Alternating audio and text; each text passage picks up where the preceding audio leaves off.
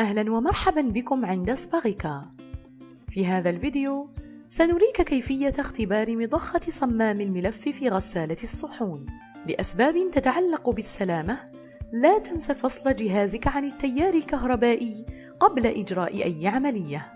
تحتاج إلى مفك براغي ومنقاط وجهاز قياس من نوع مقياس المقاومة الكهربائية لفحص صمام الملف.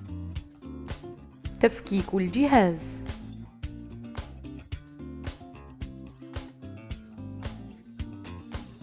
ضع غسالة الصحون على جانبها. قم بفك الغطاء الموجود في ظهر الجهاز، ثم قم بإزالة أنبوب التغذية الموصول بصمام الملف، بالإضافة إلى الغطاء، وحدد موقع صمام الملف الذي يتعين اختباره. قم بفك اللوحة الموجودة أسفل غسالة الصحون. لا تنس إزالة قوائم غسالة الصحون، بالإضافة إلى الموصلات الموصولة بالعوامة المضادة للفيضان. قم بعدها بإزالة اللوحة.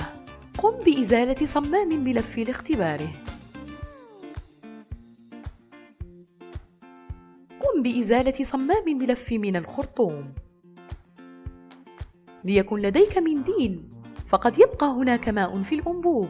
إذا لاحظت عدم وجود ماء يدخل إلى غسالة الصحون، فكر في تنظيف المرشح الشبكي في صمام الملف.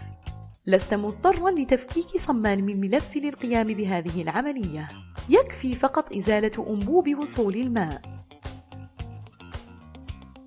اختبار قطع الغيار.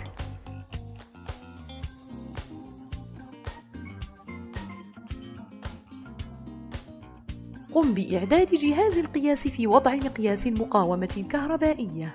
قم بقياس قيامة الوشيعة. قيمة الوشيعة أعلى من 3 كيلو أوم.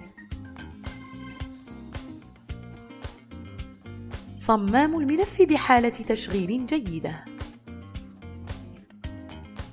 قد يكون صمام الملف في غسالة الصحون معطلاً